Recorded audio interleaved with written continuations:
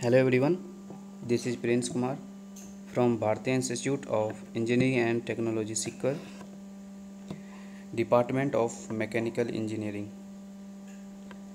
Our subject is Automobile Engineering. आज हम automobile engineering के फर्स्ट चैप्टर की बात करेंगे, जिसके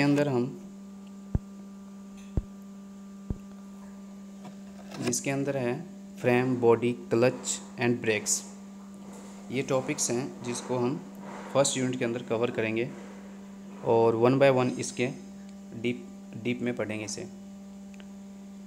इसे स्टार्ट करने से पहले हम ऑटोमोबाइल के बारे में थोड़ा सा जान लेते हैं।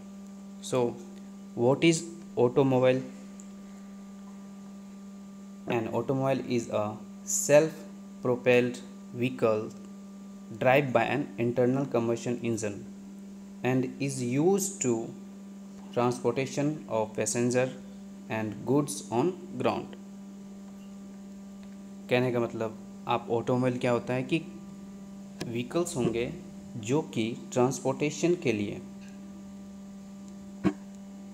यूटिलाइज करेंगे। हो सकता है कि ट्रांसपोर्टेशन के लिए हम गुड्स को यूज़ कर रहे हैं या फिर पैसेंजर को एक जगह से दूसरे जगह ले जाया जा रहा है, तो वो क्या होता है? ऑटोमोबाइल। अगर हम इसके एग्जांपल की बात करें, बस, car, jeep, truck, tractor, scooter, motorcycle etcetera.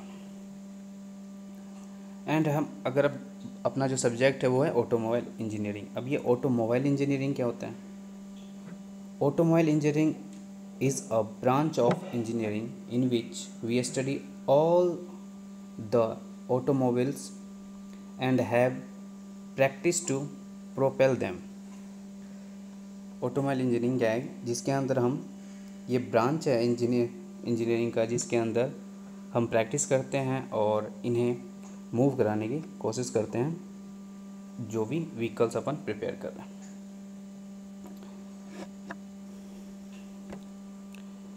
आइए हम स्टार्ट करते हैं फर्स्ट यूनिट, जिसके अंदर frame, body, clutch and brakes है। अपने वन बाय वन अपने स्टडी कर रहे हैं इनके।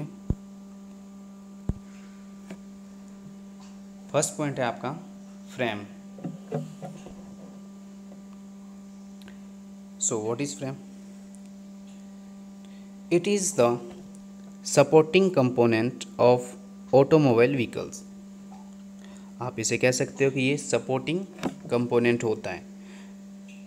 बट अगर हम कहें कि जो भी लोड व्हीकल्स के ऊपर आएगा, वो सारा आपका जो फ्रेम है उसी के ऊपर कंसिस्ट होता है। सारा का सारा जो लोड होता है इंजन का, प्रोपेलर शाफ्ट का, और आप उसके जो भी उसके अंदर है, जो भी पैसेंजर्स हैं या फिर जो भी आपने उसके अंदर गुड्स रख रखे हैं, वो सारा का सारा जो लोड है विद बॉडी की भी अगर बात करें, वो सारा लोड किसके ऊपर टिका हुआ रहेगा? फ्रेम के ऊपर ही।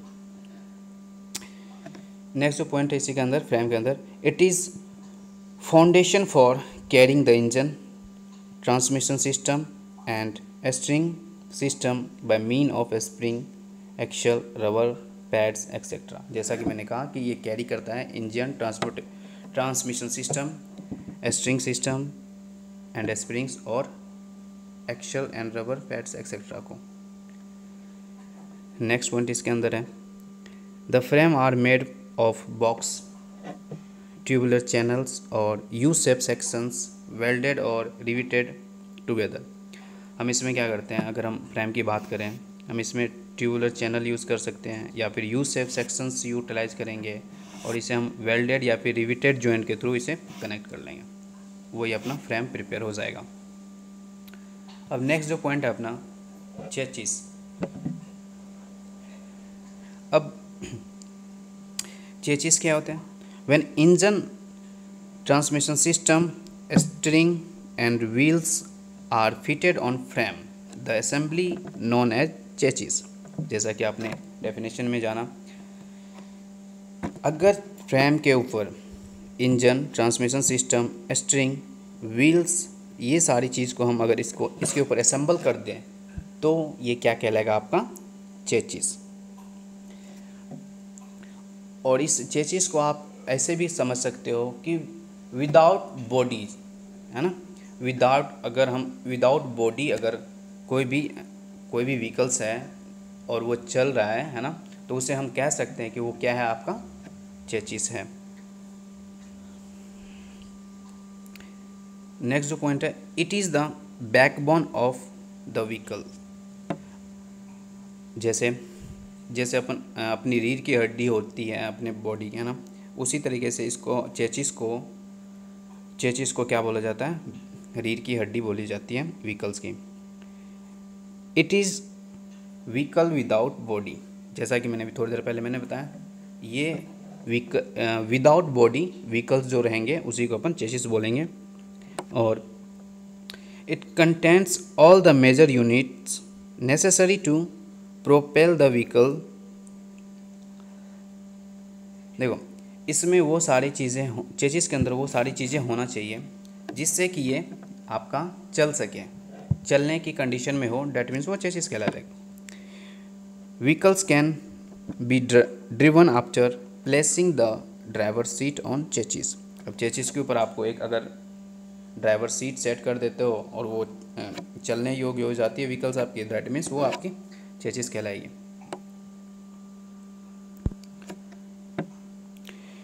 एक सिंपल कंस्ट्रक्शन देख रहे हैं ट्रक चेसिस का। अब देखिए,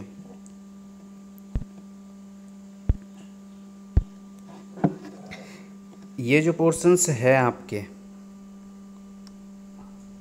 ये पूरा का पूरा सेट, ये जो असेंबल्ड है ना, इसी को क्या बोलते हैं, फ्रेम, जिसके ऊपर ये सारा इंजन, प्रोपेलर शाफ्ट, है ना, ये सारी चीज़ें सेट की गई है। ठीक है, ये आपका फ्रेम हो गया। अगर चेसिस की बात करिए, पूरा का पूरा सेटअप जो है ये आपका चेसिस कहलाएगा, है ना। और ये किस चीज़ का चेसिस है, ट्रक का चेसिस है ना। अब देख लीजिए वन बाय वन। यहाँ पे फ्रंट में ये एक रेडिएटर लगा हुआ है, उसके बाद ये व्हील एंड टायर्स हो गए, यहाँ पे इंजन आपका सेट रहेगा। ठीक है, फिर उसके बाद जस्ट क्लच, फिर गियर, उससे कनेक्टेड क्या होगा, गियर बॉक्स, फिर गियर बॉक्स से क्या कनेक्टेड होंगे, यूनिवर्सल जॉइंट कनेक्टेड होंगे स्प्लिट जॉइंट से, और स्प्लिट जॉइंट कनेक्टेड होगा आपका प्रोपेलर शाफ्ट से। फिर प्रोपेलर शाफ्ट से क्या होंगे, जो पावर मिलेगी वो कहाँ जाएगा, आपके डिफरेंशियल के अंदर जाएंगे, और वो डिफरेंशियल क्या करेगा, आपका ये जो व्हील्स एंड टायर्स है उसे रोटेट करा देंगे। ठीक है, ये इनकी प्रोसेस है। और ये टोटल जो है आपका, ये सारा का सारा क्या कहलाता है, चेसिस। ये जो असेंबल्ड चीज़ें हैं ये सारी चेसिस कहलाती हैं।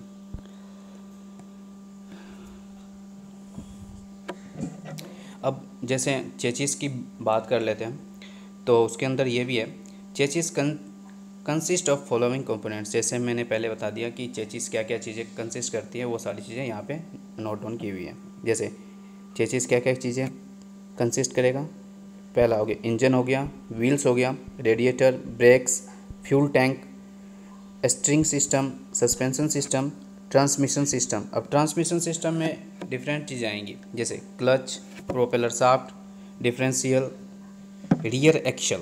ये सारी चीज़ें किसके अंदर आने वाली हैं, चेसिस के ऊपर कंसिस्ट होनी चाहिए ये चीज़ें। ठीक है, उसके बाद की जो चीज़ है, नेक्स्ट पॉइंट जो है आपका बॉडी को हम क्या करते, it is a super structure of vehicle.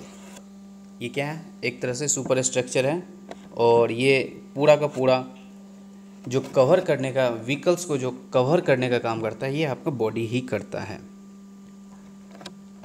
Chassis and bodies makes the complete vehicle. Chassis और बॉडी को अगर हम एक साथ मिला दें तो क्या कहलाएगा, ये कंप्लीट व्हीकल्स आपके कहलाएंगे। For a small and light car body and chassis are made a single unit, but in large vehicles both are made as a single unit. अगर हम बात कर लें कि अगर छोटे छोटे कार्स वगैरह की बात करें तो वो एक ही में कंसिस्ट होगा। अगर हम हैवियर की बात करें वो डिफरेंट अलग अलग पोर्शंस में डिवाइड होंगे। Generally it is made from metal और फाइबर। अगर हम बॉडी की बात कर रहे हैं, ये जनरली किस किस का हो सकता है, मेटल का बना हो या फिर फाइबर का बना हो सकता है, दोनों में से एक चीज़ या फिर दोनों का ही बना हो सकता है। Main purpose of car body is to provide comfort and protection to the passenger and also the good looks। अब ये बॉडी क्या करता है, आपको कंफर्ट जोन फील कराता है, उसके बाद प्रोटेक्शन प्रोवाइड कराने का काम इसी का होता है, बॉडी का ही। और नेक्स्ट जो चीज़ें हैं गुड लुक। और अभी के टाइम पे जो डिफरेंट डिफरेंट मॉडल्स बनते रहते हैं, तो जितने ज़्यादा बेटर अच्छे लुक्स होंगे वो उसका सेल उतना ज़्यादा होता है। तो ये डिपेंड करेगा आपके डिज़ाइनिंग किस टाइप की है।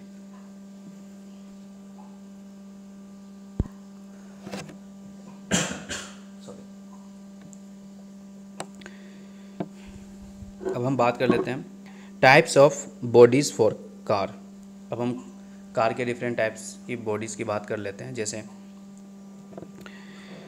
ये जो पहला वाला है सैलून टाइप, और दूसरा है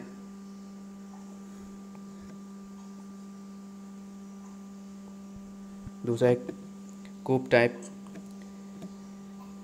थर्ड जो है सी हैचबैक,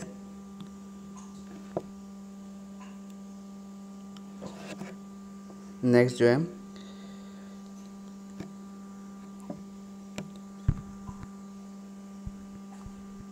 लेमोजाइन, नेक्स्ट है स्पोर्ट, नेक्स्ट वन ट्रैक्स, और नेक्स्ट वन जो है जी के अंदर जीप, और नेक्स्ट ई स्टेट, और लास्ट वन जो है स्टेशन वैगन। ये सारे के सारे क्या हैं कि बॉडी के पार्ट्स हैं, किसके लिए यूटिलाइज होंगे, कार के लिए। ये डिफरेंट डिफरेंट बॉडीज़ हैं जो कार के अंदर भी आते हैं। अब हम फंक्शन ऑफ फ्रेम की बात कर लेते हैं कि फ्रेम का क्या क्या फंक्शन है, ये क्या काम करते हैं ना। फर्स्ट पॉइंट जो है to support chassis components and the body. Frame क्या करेगा, सपोर्ट करेगा किस किस को, बॉडी को और चेसिस को, ठीक है। नेक्स्ट जो पॉइंट है second, to withstand the static and dynamic load of different component of chassis. Next जो पॉइंट है वो ये है कि स्टैटिक एंड डायनेमिक लोड को ये क्या करेगा, इसे एब्जॉर्व करने के इसको सह सकता है ना। स्टैटिक के अंदर तो आ जाएगा जो भी इनके पार्ट्स हैं, जैसे इंजन हो गया, व्हील्स हो गए, टायर्स हो गए, ये सारी चीज़ें स्टैटिक्स के अंदर आ जाएंगी, ठीक है। अब वही चीज़ें डायनेमिक लोड के अंदर क्या आएगा, इसके अंदर जैसे कोई बस है या फिर कार है, कभी उसके अंदर 2 पैसेंजर बैठ रहे हैं, कभी 4 कभी 10, है ना। इस टाइप से वो क्या हो रहा है, उसमें लोड में वेरिएशन आता है, तो वो किसके अंदर आ जाता है, डायनेमिक लोड के अंदर आ जाएगा। या फिर अगर आप कोई ट्रक वगैरह की बात करो, ट्रक वगैरह में कभी सामान 10 कुंटल रखा हुआ है, फिर उसके अंदर 20 कुंटल रख रहे हैं, तो वो डिफरेंट व्हीकल्स पे डिपेंड करेगा कि आप कौन से व्हीकल्स यूज़ कर रहे हो और कितने लोड को अप्लाइड कर रहे हो। और जैसे जैसे वेरिएशंस आते जाएंगे वो डायनेमिक लोड्स के अंदर वो आएंगे, ठीक है। नेक्स्ट जो पॉइंट है to withstand the load of the body. Frame क्या करता है, बॉडी का जो लोड है उसे सहने का काम करता है। नेक्स्ट जो पॉइंट है to carry load of passenger या फिर गुड्स कैरीड इन बॉडी। अब बॉडी के अंदर जैसे अपन रख रहे हैं, पैसेंजर रह रहा है या फिर कोई सामान आप उसके अंदर रख रखे हो, उसको कैरी करने का काम कौन करेगा, ये आपका फ्रेम ही करता है। नेक्स्ट जो पॉइंट है आपका to withstand stress cause due to uneven road condition. And next point जो है ये बहुत ज़्यादा इम्पोर्टेंट है। जैसे जैसे कभी रोड बहुत ही ज़्यादा नीट एंड क्लीन है, कहीं पे खाई है, तो वो क्या होगा, उसकी वजह से उसमें अनबैलेंस्ड फोर्स वर्क करेंगे, स्ट्रेस काम करेंगे, जिसको एब्जॉर्ब करने का काम क्या करेगा, फ्रेम करेगा। अगर फ्रेम आपका सही मेटल्स का नहीं बना होगा तो वो वहाँ पे ब्रेक हो सकते हैं, ठीक है। नेक्स्ट जो पॉइंट है आपके to withstand force cause due to turning of vehicle and sudden braking और एक्सेलरेशन। लास्ट जो पॉइंट है आपका, देखो इसको भी कैरी करेगा क्या चीज़, जैसे जिस टाइम पे अपन व्हीकल्स को टर्न करते हैं उसमें कैपेबिलिटी होनी चाहिए, है ना। और जैसे सडन अपन ब्रेक लगा रहे हैं तो ऐसे नहीं कि ब्रेक लगाने के बाद ये फ्रेम टूट जाए, है ना। ये सब और जैसे हम अचानक से गाड़ी का स्पीड बढ़ा देते हैं तो इन सब चीज़ों को वियर करने का काम फ्रेम करेगा। और इसमें इतनी कैपेबिलिटी होनी चाहिए जो आप मटेरियल यूज़ कर रहे हो फ्रेम के लिए, कि इन सारी चीज़ों को वो वियर कर पाए, नहीं तो ये आपके फ्रेम ब्रेक हो सकते हैं। अगर हम बात कर लेते हैं टाइप्स ऑफ फ्रेम की, तो टाइप्स ऑफ फ्रेम में 2 टाइप के फ्रेम आते हैं। पहला जो है कन्वेंशनल फ्रेम और दूसरा है इंटीग्रल फ्रेम। अब इंटीग्रल फ्रेम को दूसरे नाम से जानते हैं यूनिट कंस्ट्रक्शन, या फिर इसे कह सकते हैं फ्रेमलेस चेसिस। ठीक है, ये जो फ्रेम है इसे क्या, और दूसरा जो नाम दिया गया वो क्या दिया गया, फ्रेमलेस चेसिस। अब हम जानते हैं इसमें क्या डिफरेंसेस हैं और ये क्या होते हैं। फर्स्ट जो पॉइंट है आपका कन्वेंशनल फ्रेम, ये फर्स्ट पार्ट है इनके फ्रेम के। ये जो आपको दिख रहे हैं ये आपके एक कन्वेंशनल शेप का फ्रेम है। अब इसमें होता क्या है, देखिए, it is use in most of heavy vehicles. ये जनरली हैवी व्हीकल्स में यूटिलाइज करते हैं कन्वेंशनल फ्रेम। नेक्स्ट जो पॉइंट है construction of frame vary according to the type of vehicle. And ये इनके जो फ्रेम है कन्वेंशनल फ्रेम वो डिफाइन करेगा कि आप किस टाइप का व्हीकल यूज़ कर रहे हो। नेक्स्ट जो पॉइंट है generally made from steel section. ये जो फ्रेम यूटिलाइज होते हैं कन्वेंशनल फ्रेम, ये जनरली किसके बने होंगे, स्टील्स के। नेक्स्ट जो पॉइंट है आपका this type of frame has 2 long side member and 5 to 6 cross member jointed together with the help of rivet or bolted। ये इनके अंदर 2 साइड मेंबर होंगे जो कि ये रहा, ठीक है, और 5 से 6 क्रॉस मेंबर्स होंगे जो अलग अलग ये पोर्शन से इसे क्रॉस मेंबर्स बोले जाते हैं, या फिर 5 हो सकते हैं या फिर 6 हो सकते हैं। इनको क्या कर सकते हैं, इनको ये जुड़े होते हैं किससे, या तो हो सकते हैं रिविट से ज्वाइंट किए होंगे या फिर बोल्ट से इनको हम वोल्ट के थ्रू ज्वाइंट करते हैं, ठीक है। नेक्स्ट जो पॉइंट है इसका the cross member are use to increase the strength of frame. ये जो क्रॉस मेंबर है ये क्या होता है, इसको स्ट्रेंथ प्रोवाइड कराने का काम करता है। नेक्स्ट पॉइंट है they are inswept narrow at front and upswept broad at rear. अब मेन डिफरेंस यहाँ से आपको समझ में आएंगे। देखिए ये फ्रंट में तो क्या होगा, इनका साइज़ कम होगा, और यहाँ पे क्या होगा, रियर पोर्शन में ये बॉर्डर होंगे और फ्रंट में ये नैरो होंगे। इस वजह से इसे कन्वेंशन सेक्शन में इस टाइप से हम इसे डिफाइन कर सकते हैं। यहाँ पे आप देख भी सकते हो ये जो पोर्शंस हैं इसी को बोल रहे हैं upswept at rear and upswept at rear and inswept at front. Inswept means आगे से कम रहेगा और अप स्विफ्ट मीन्स ये इसकी साइज़ ज़्यादा रहेगी यहाँ पे, ठीक है। नेक्स्ट पॉइंट्स की हम बात कर लेते हैं। The frame is narrowed down at front to have a better string lock which provide space for pivoting and swivelling of front wheels. जब ये व्हील्स रोटेट होंगे उस टाइम पे इसको क्या स्पेस प्रोवाइड करवाने का काम ये आपका करेगा। नेक्स्ट पॉइंट है upswift at rear provided to gives rooms for vehicle movement of rear axle as it travel over road bumps and other road inequality.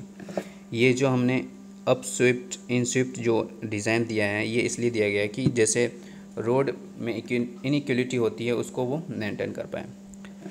Next जो पॉइंट्स हैं कन्वेंशनल फ्रेम के अंदर कन्वेंशनल फ्रेम के अंदर जो है next चीज़ें हैं body brackets are provided to support the body of vehicle. जैसे मैंने पहले बताया बॉडी ब्रैकेट्स क्या यूज़ करेंगे, व्हीकल्स को सपोर्ट प्रोवाइड कराने का काम करेगा। नेक्स्ट पॉइंट है spring brackets are provided for mounting the body of vehicle. ये व्हीकल्स के ऊपर स्प्रिंग ब्रेकर्स प्रोवाइड किए जाते हैं।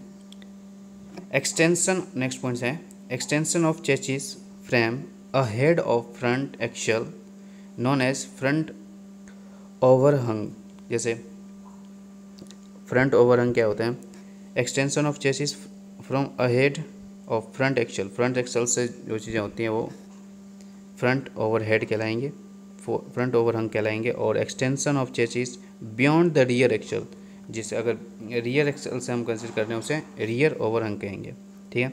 नेक्स्ट जो पॉइंट है different sections are use for long and cross member. Generally channel sections and box sections are use for long side member. Other sections like I sections, head sections, tubular sections are use for cross member. अब ये different sections हैं, जैसे canal sections, ये जो first वाला दिख रहा है आपको, और उसके बाद जो है बॉक्स सेक्शंस, और नेक्स्ट इसे हम आई सेक्शंस बोलते हैं और इसे head sections. Next one tabular sections. ये थे डिफरेंट पॉइंट्स कन्वेंशनल फ्रेम के अंदर।